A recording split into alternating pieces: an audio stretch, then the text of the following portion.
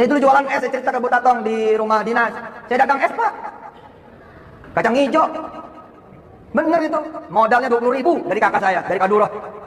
Begitu pulang ke rumah, diongkosin sama dia 20.000. Saya pakai buat makan, buat ongkos angkot 4.000. Sisa 16.000. 16.000 saya sewa blender 3.000. Sisanya kemudian saya beli bahan-bahan es kacang hijau.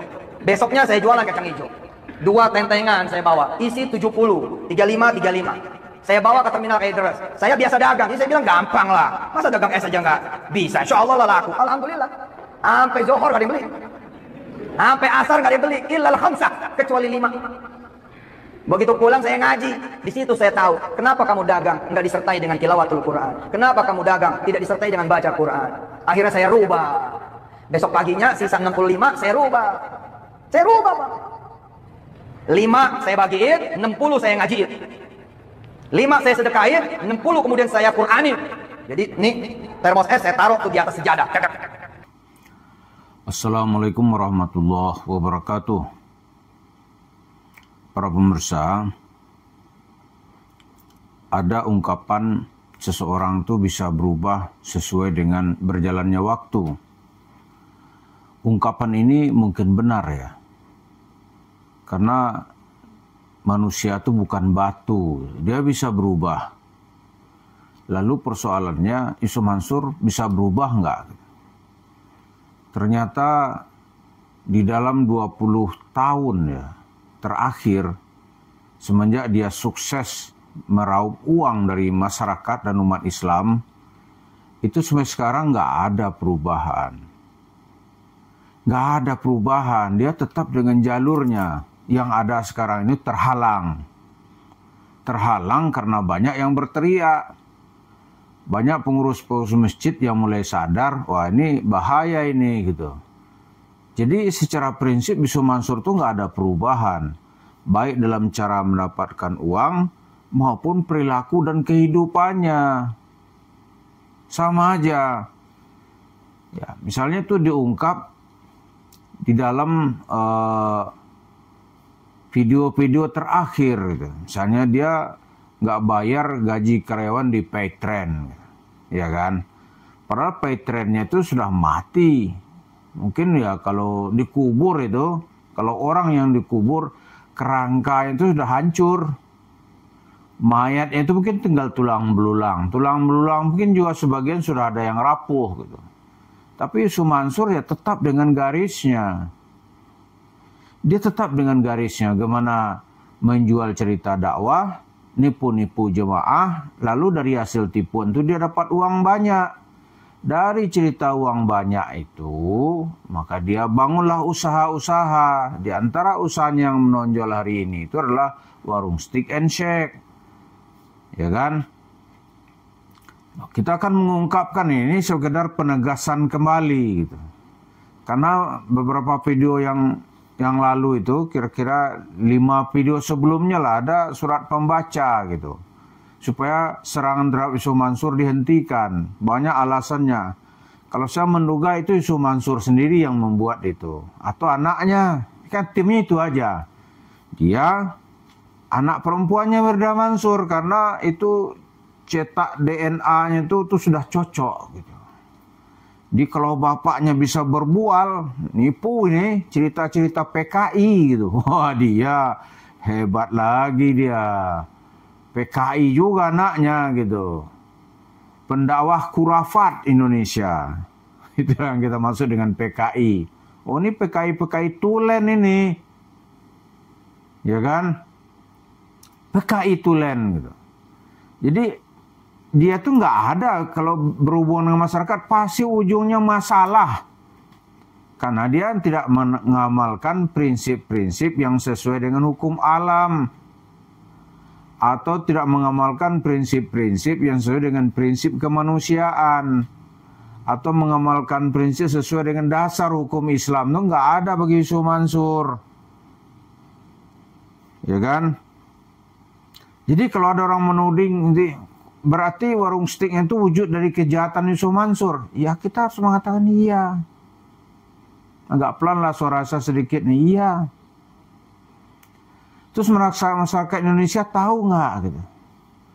Sebagian ada yang tahu, tapi anak muda karena dia nggak banyak bacaan atau belum jauh jalannya gitu. Dia belum tahu. Kalau udah tahu nanti dia juga nggak mau lagi gitu.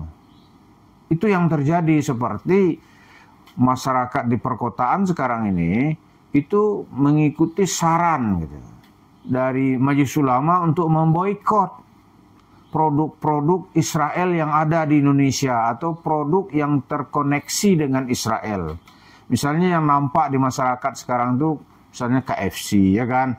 Kemudian Coca-Cola, ada Starbucks, kemudian pizza, gitu-gitulah gitu. Oh, itu diboikot. Dan itu pemilik perusahaan itu merasakan sendiri turunnya omsetnya gitu.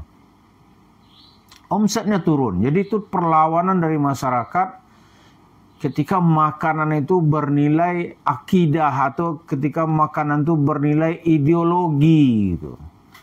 Dan makanan tidak lagi sekedar rasa, ya kan? Rasa sih sama aja. Bapak Ibu sekalian makan Pizza Hut atau makan KFC gitu. Dari 15 atau 10 tahun yang lalu kita makan sekarang sama aja. Mungkin 30 tahun lalu sama aja. Nggak ada perubahan. Tapi kenapa sekarang masyarakat umat Islam menolak gitu? Karena dia mengartikan makanan itu sebagai ideologi perlawanan. Jadi dia mau melawan gitu. Nah, mestinya kepada Yusuf Mansur ini orang juga harus melawan. Dan itu akan nampak kalau kesadaran itu makin tumbuh. Yusuf Mansur nggak ada perubahan. Jadi dia mendapatkan tanah pasti ujungnya masalah gitu. Dia mengelabui masyarakat lalu mendapatkan tanah seperti diungkap oleh cerita Pak Darso Arif untuk kepentingan dirinya sendiri. Ya kan, mulailah rumah tahfidz baru, ya rumah tahfidz jualannya. Pernah nggak ada urgennya menghafal Al-Quran itu untuk kemajuan dan perkembangan Islam, nggak ada. Nggak ada. Kemudian dari segi ekonomi orang hafal Quran, ya lapangan pekerjaannya di mana? Ini suatu masalah juga gitu. Jadi Sumanso menjual emosi gitu ya, emosi masyarakat. Lama-lama nanti dengan emosi itu orang tahu akan lihat realita gitu. Jadi kita mengungkap itu ya karena Yusuf Mansur ini nggak ada dia mau berubah, dia tetap pada garisnya gitu. Kemudian kalau kita ungkap misalnya, apakah Yusuf Mansur itu juga bisa berperilaku sebagai muncikari atau germo gitu. Seperti yang dia praktekkan di Hotel City-nya. Benar kok. Silahkan dicek. Kabarnya sekarang Hotel City itu udah mati gitu. Karena nggak diberkahi Allah. Nggak diberkahi. Uang didapat dengan cara sedekah-sedekah. Lalu dibangun hotel. Hotel atas nama pribadi. Dan di hotel itu nanti ada penyewanya jam-jaman. Itu merusak generasi muda. Cuma nggak peduli. Yang penting dia dapat duit. Penting dia dapat duit. Bangsat itu. Saya ngecek sendiri masalahnya. Ketika ditanya itu resepsionis itu dia ketakutan itu. Ketakutan. Nah ini kita penegasan aja itu fakta gitu. Biar masyarakat kita juga mengerti bahwa yang kita ungkap ini ilmu. Terus kenapa Yusuf Mansur nggak mau berubah? Karena kasusnya nggak naik. Yang diungkap oleh Pak Haji Zaini Mustafa gitu. Itu kan sebagian. Satu orang yang dirugikan itu kasusnya pun bernilai perdata gitu. Ya kan? Lalu digugat lagi oleh Ibu Lilis Siti Rahmah. Menang lagi tapi nggak tahu ini. Eksekusinya belum karena menunggu keputusan dari Mahkamah Agung. Ya kan? Dari Mahkamah Agung. Jadi apa yang kita ungkapkan itu dan respon Yusuf Mansur, maka kita hanya kembali menegaskan itulah Yusuf Mansur. Dan dia nggak layak itu mengangkat simbol-simbol Islam gitu. Karena isinya hanya penipuan dan kejahatan. Kejahatan aja. Belum lagi kalau kita ungkap cerita-cerita dengan perempuan Sukabumi atau dengan yang lain, itu kita juga malas mengungkap sebenarnya gitu.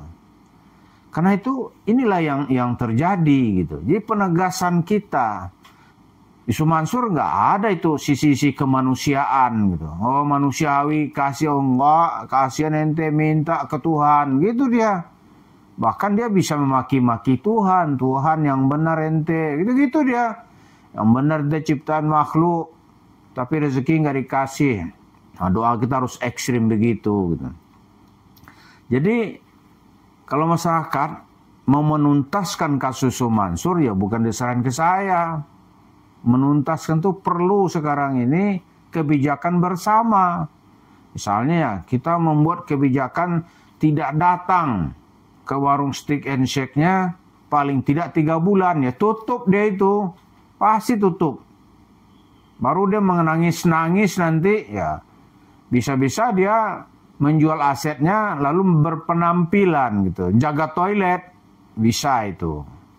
Tapi kalau nggak ada aksi ya kita, ya pemerintah juga nggak ada aksi.